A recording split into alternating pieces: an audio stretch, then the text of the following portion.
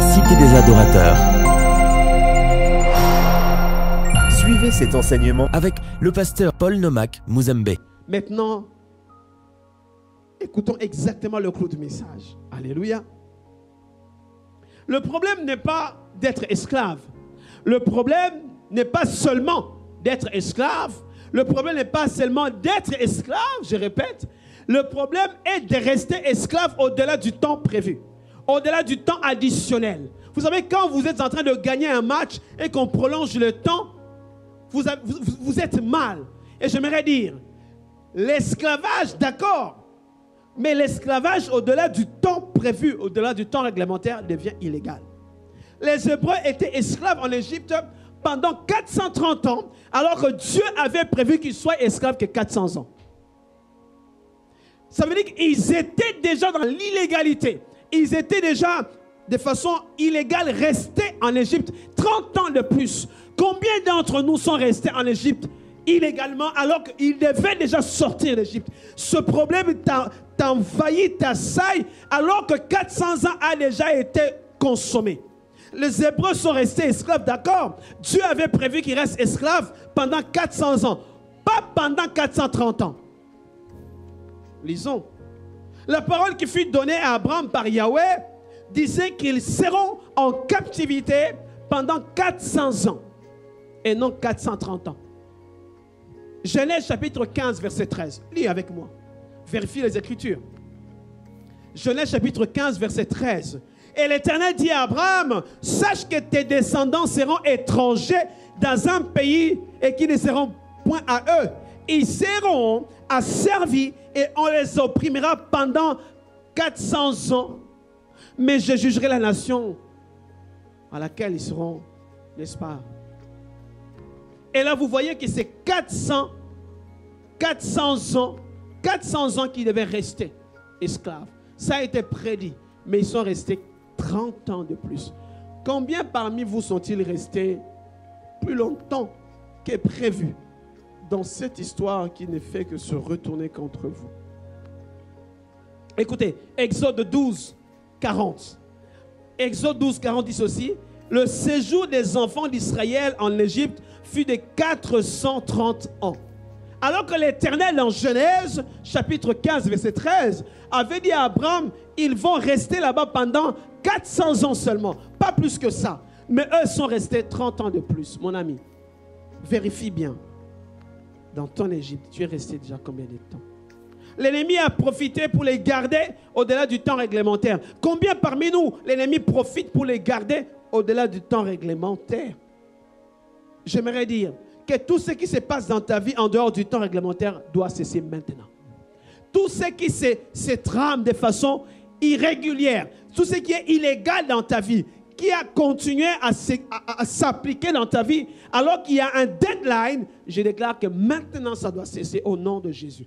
Tu ne peux pas rester 30 ans de plus. Tu ne peux pas rester 3 jours de plus. Peu importe le temps, tu ne peux pas, tu dois sortir de là. Alléluia. Que tout ce qui est hors de l'aide s'arrête à partir de ce jour. Dis-le avec moi, que tout ce qui est hors de l'aide dans ma vie, parte en ce jour de Pâques. Que tout ce qui est hors de l'aide dans ma vie, quitte ma vie. Que tout ce qui est illégal. Le Pâques symbolise aussi la fin d'un joug. Oui. La fin du joug du diable, au-delà du temps réglementaire. Je disais ici, qu'est-ce que la Pâque nous rappelle? La Pâque nous rappelle, la Pâque est un symbole très fort pour nous dire que la fin du joug du diable est arrivée. La fin du joug de l'ennemi en dehors du temps réglementaire est arrivée. Je viens aussi déclarer la fin de tout pacte dans ta vie. Tout ce que l'ennemi a commencé à faire depuis un temps, qui est en dehors du temps réglementaire, s'arrête maintenant au nom de Jésus. Alléluia. Si tu crois cela, dis Amen. Tout ce qui travaille de manière sournoise et malicieuse, toute alliance familiale, tout ce qui te tire vers le bas, tout ce qui a duré, tout ce qui a persisté, tout ce qui est répétitif, mon ami, doit s'arrêter au nom de Jésus. Je viens dire que c'est Pâques. Tout ce qui est en dehors du temps réglementaire, tout ce qui va au-delà de 400 ans, au-delà du temps où Dieu avait prévu. Je déclare maintenant que c'est fini. Tu dois sortir de ce jour. La Pâque est venue te dire que tu es dans un temps irrégulier. Tu devais déjà être ailleurs.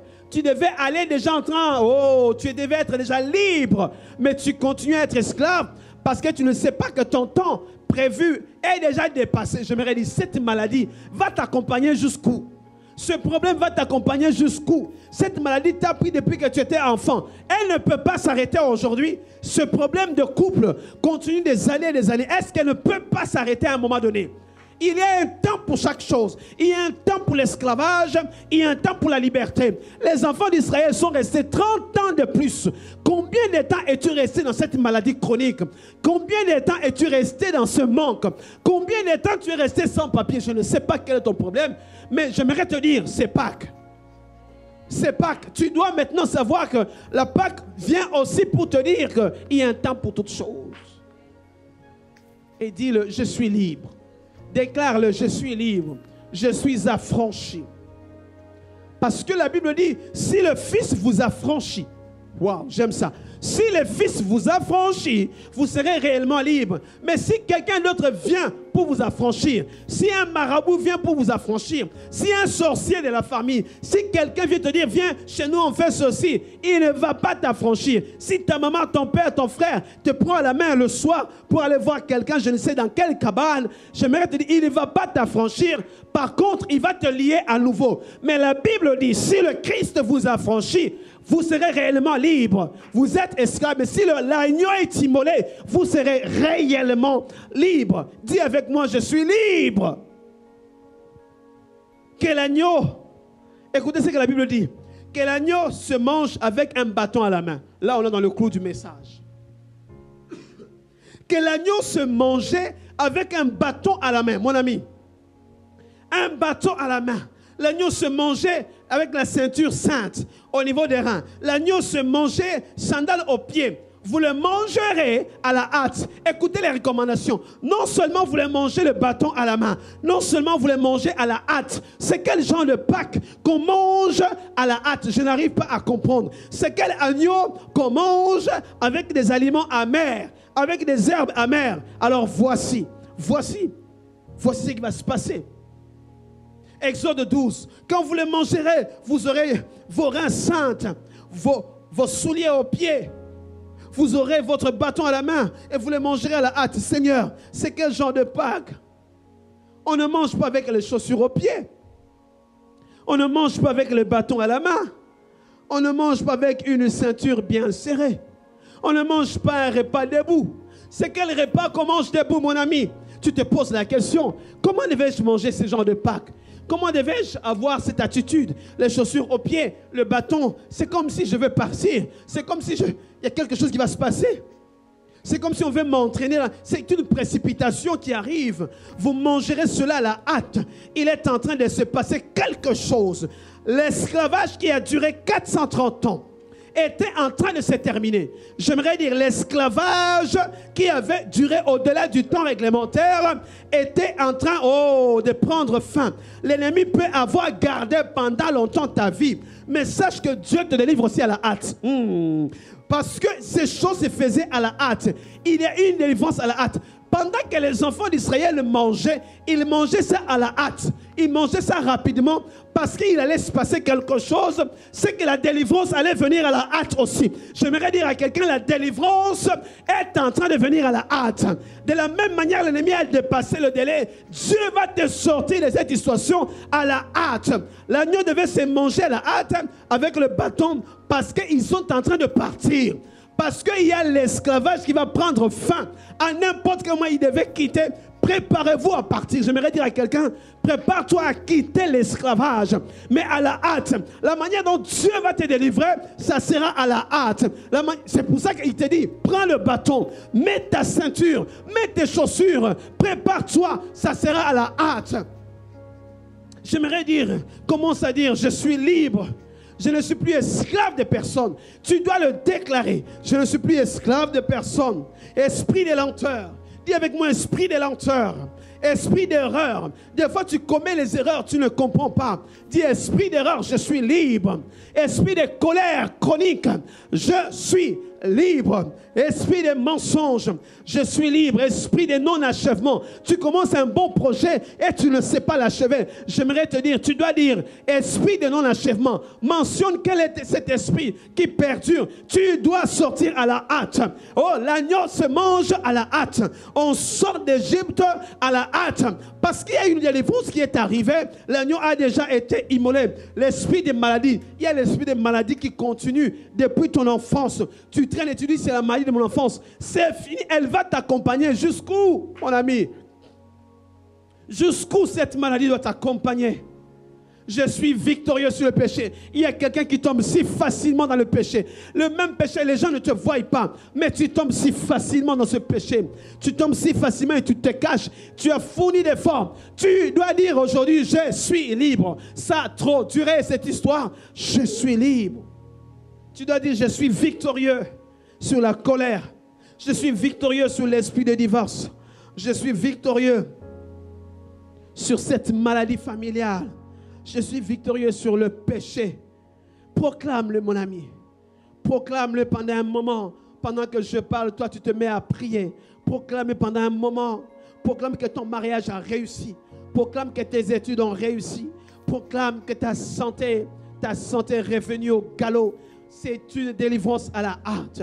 C'est une délivrance à la hâte. Mais j'aimerais te dire, Dieu vient de changer le calendrier. Quelqu'un peut écrire avec moi, Dieu vient de changer le calendrier. Mentionne-le rapidement avant qu'on avance. Dieu vient de changer le calendrier. Dieu vient de changer le calendrier. Regarde avec moi, nous sommes au 4e mois déjà. Le 4e mois déjà dit que l'année avait déjà commencé depuis janvier. Depuis janvier, février, mars. Mais lorsque vous lisez les Écritures, il se passe quelque chose.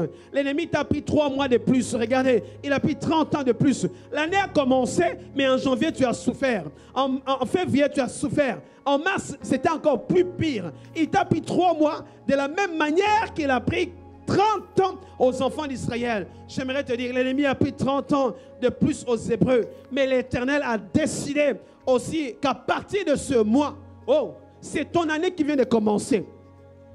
C'est ton année qui vient de commencer. J'entends quelqu'un me dire, sur quelle base, pasteur, mon année vient de commencer? L'année a commencé en janvier. Le 4e est devenu le 1er. Comment? Lis avec moi Exode chapitre 1. Chapitre 12, pardon. Exode chapitre 12, le verset 1. L'Éternel dit à Moïse et Aaron dans le pays d'Égypte. Il lui dit non pas en Canaan, il lui dit pendant qu'il est encore en Égypte, ce mois-ci sera pour vous le 1er des mois. C'était le 4e mois, le mois de Nissan. C'était le 4e mois. Le mois de janvier, c'est le mois d'Abib. Mais le 4e mois, c'était le mois de Nissan. Il dit pour vous, ça sera ce mois qui sera le 1er. Oh, l'Éternel vient de changer les calculs. L'ennemi pensait qu'il allait continuer à pouvoir te garder esclave. Mais l'Éternel vient de changer le match. Exode 12, chapitre 12, verset 1 dit ceci. L'Éternel dit à Moïse en Égypte, ce mois-ci sera pour vous le 1er des mois. Ah, il sera le 1er. Désormais, oh, il a placé ce 4e mois comme le 1er. J'aimerais te dire, ton année vient de commencer à partir d'aujourd'hui parce que tu sors d'esclavage. Tu sors d'esclavage. Lorsque nous lisons même Esther chapitre 3, écoutez ce qui est dit rapidement. Avant que nous puissions continuer. Le chapitre 3, le verset 5. Aman vit que Mardochée ne fléchissait point les genoux et ne se prosternait point devant lui. Vous connaissez cette histoire où Aman avait placé, n'est-ce pas, avec le roi, un statut, que tout le monde devait, n'est-ce pas, auquel tout le monde devait s'incliner. Et Mardochée a refusé de s'incliner. Il a refusé. Mais il dédaignait de porter la main sur Mardochée seul, car on lui avait dit que de quel peuple était Mardochée. Il voulut détruire le peuple de Mardochée, tous les Juifs qui se trouvaient dans le royaume, n'est-ce pas, d'Assyrus. Au 1er mois, qui est au mois de Nissan. Oh, c'est que Aman avait déjà oublié, c'est que depuis l'Égypte, Dieu avait déjà changé l'année pour les enfants d'Israël et que le mois de Nissan était le premier mois. Oh, ça veut dire qu'il ne pouvait même plus être esclave. Pendant que Aman était en train de préparer le projet pour tuer, n'est-ce pas, Mardoché, le peuple d'Israël, ce qu'il a oublié, c'est que le mois de Nissan, qui était au départ le 4e mois, était le premier mois pour les enfants d'Israël. Autrement dit, le mois de sortie d'Égypte. Oh, le 4e mois, c'est le mois où, j'aimerais dire, c'est devenu le premier. Le 4e est devenu le premier parce qu'il y a une délivrance qui se pointe à l'horizon, qui commence avec l'agneau qui a été immolé. Aman a oublié que les enfants d'Israël étaient en train de fêter chaque 4e mois, le premier dans leur vie. J'aimerais te dire, le 4e est devenu le premier. Ce mois d'avril est devenu ton premier mois. Ça veut dire que tout ce que l'ennemi avait prévu au mois de janvier, février, mars est annulé. On va avancer. Avançons. Nous sommes au mois de printemps. Le printemps est arrivé. C'est en printemps qu'on sort d'Égypte. Oh, quand on regarde le printemps, tout fleurit. J'aimerais dire quelque chose commence à fleurir dans ta vie. Quelque chose de précieux commence à fleurir. Nous sommes dans ce mois où le soleil est plein au zénith. Nous sommes dans ce mois où, n'est-ce pas, les fleurs commencent à sortir. Les plantes commencent à pousser. J'aimerais te dire, il y a des fleurs dans ta vie qui commencent à pousser. Parce que le 4e est devenu le premier. Alléluia. J'aimerais dire encore, le grand ménage s'invite en nous. C'est la naissance d'une nouvelle nation. C'est la naissance d'une nouvelle nation. Avant même que l'exode ne commence, Dieu déclare que ce 4e mois de Nissan devient le premier de l'année. J'aimerais te dire, oublie le mois de mars, oublie le mois de février, oublie le mois de janvier. Parce que le mois d'avril, Dieu l'a déclaré le premier mois de l'année. Pour toi, Dieu déclare que cette histoire qui attrape tout le monde ne peut plus t'attraper. Tout ce qui a été prévu depuis le mois de janvier, février et mars pour toi, en cette année, depuis avril, tout est annulé. J'aimerais te dire, la marche vers Canaan ne commence que lorsque le 4e mois commence. La marche vers le Canaan, quelqu'un commence à marcher vers son Canaan. Je sais que c'était difficile en janvier. Tu t'es posé la question, comment je vais faire? Mais j'aimerais te dire, je te mets à défi. À partir de ce mois, le premier de ce mois, j'aimerais te dire, la marche vers le Canaan, ton Canaan, vers ce que Dieu t'avait promis, commence à se réaliser. Si tu es d'accord avec moi, écris-le en disant, mon Canaan, je vais vers mon Canaan à partir de ce mois. Je vais vers ma destinée. Je pars vers là où le Seigneur avait promis. À partir de ce mois, le 4e qui est devenu le premier de l'année, je sors d'Égypte. À partir de ce mois, je sors de l'Égypte. La marche vers Canaan ne commence que lorsque le 4e mois devient le premier. Dieu compte à sa manière. J'aime quand Dieu compte à sa manière.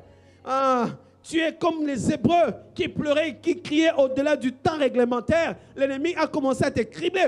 Beaucoup de personnes sont restées dans les chaînes de l'ennemi en dehors du temps réglementaire. Même si on peut arrêter quelqu'un. Mon ami Satan, tu ne peux pas le libérer après 400 ans. J'aimerais te dire, il veut te garder aussi longtemps dans cette dépression, dans cette peur. Mais dis-lui, le 4e est devenu le premier. Dis-le avec moi que mon 4e mois est devenu le premier. Le mois où je dois sortir d'Égypte. Nous commençons à compter l'année à partir du jour où nous sortons d'Égypte. Alléluia. La nouvelle naissance commence ce jour où on a accepté l'agneau, où on est sorti d'Égypte. Je déclare prophétiquement que ce mois d'avril, c'est le premier du mois à Phila. Je déclare, je veux que cette année aussi soit le premier. Ce mois d'avril soit aussi ton premier mois. Commence à compter les bienfaits de l'Éternel à partir du mois d'avril. Oublie le mois de janvier, oublie le mois de mars, oublie le mois de février. Mais écoutez, c'est à la hâte que l'ennemi va te lâcher. L'ennemi va te lâcher. J'aimerais dire quelqu'un, ton dossier qui a été enterré quelque part, ça sera la hâte. Ça me rappelle moi-même, une fois dans mon pays d'origine, j'avais un dossier qui a été enfoui, piétiné, ballotté. Mais lorsque j'ai prié une nuit, le Seigneur m'a visité, m'a dit, pourquoi tu pleures? Je m'en charge.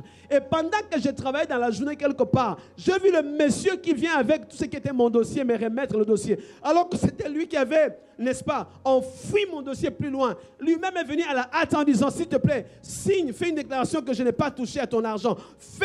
Je te dis, c'est à la hâte que l'ennemi va te libérer. L'ennemi va te... Cette maison que tu devais avoir, on va t'appeler. N'appelle même pas, on va t'appeler. La personne qui a pris ton argent va t'appeler lui-même. C'est à la hâte. C'est à la hâte que la restauration se manifeste dans tout ce qui est en toi. J'aimerais dire que ta santé, c'est la hâte qu'elle va se mettre en place. En disant que le quatrième est devenu le premier, Dieu a changé l'ordre des choses. Certaines choses dans ta vie sont devenues prioritaires pour Dieu. J'aimerais dire à quelqu'un, certaines choses dans ta vie sont devenues prioritaires. Ce qui n'était plus prioritaire, Dieu l'a rendu prioritaire. Dieu change ton calendrier et tout ce qui va avec. J'aimerais dire, il change ton calendrier et tout ce qui va avec. J'aimerais encore aller plus loin en disant, Dieu revoit la programmation de certaines choses dans ta vie. Dieu est en train de revoir la programmation de certaines choses dans ta vie en ce moment. Dieu précipite les choses dans ta vie. Les enfants d'Israël devaient manger l'agneau à la hâte, comme s'ils allaient courir bientôt, comme s'ils allaient sortir. Effectivement, parce que la délivrance était en train de se manifester. Celui qui est en Christ est une nouvelle création. Les choses anciennes sont passées. Si Dieu change le calendrier, donc il y a aussi des choses qui sont sur le point de changer et de devenir anciens dans ta vie. Il déprogramme aussi certaines choses. Il déprogramme la mort illégale. Il déprogramme la maladie qui va au-delà du temps réglementaire. Je veux dire que nous sommes dans une année d'accélération divine. Les 3 mois là, tu vas les récupérer en étant, à partir du mois d'avril. Il y a une accélération. Les 3 mois que tu as pensé perdre, j'aimerais te dire, l'année vient de commencer. Oh, il y a un bonus. Oh, tu vas récupérer. Dieu est en train de programmer les choses différemment. Le mois d'avril est le premier mois pour nous à Fila.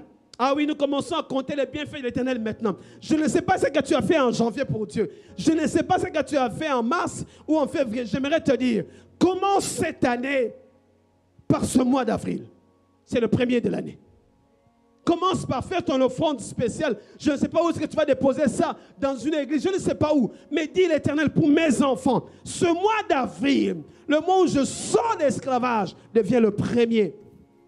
J'aimerais dire, il y a un shift qui vient de s'opérer. Oui, il y a un shift qui vient de s'opérer. Tout ce que tu vis qui ne te plaît pas, déclare-le périmé. Maintenant, tout ce que tu n'aimes pas dans ta vie, tout ce qui t'a fait tellement mal, qui ne te plaît pas, déclare-le périmé. Maladie, tu es périmé. Dis, maladie, tu es déjà périmé. Dans ma vie, c'est fini, tu es déjà périmé. Tu fais quoi encore ici? Tu es périmé. Problème, tu es périmé. Si au premier mois, une mort a été prévue pour toi, j'aimerais te dire, cela est périmé. Dis, tout ce qui a été prévu au mois de janvier, tout ce qui a été prévu au mois de février, tout ce qui a été prévu au mois de mars est périmé. Oh, parce que l'année vient de commencer maintenant. Donc tout ce qui était au mois de mars, au mois de février, au mois de janvier est périmé. Dis-le maintenant, écris-le, c'est périmé. Rejoignez-nous à Fila. Votre place y est. Venez et ensemble travaillons activement pour l'avancement du royaume dans la francophonie.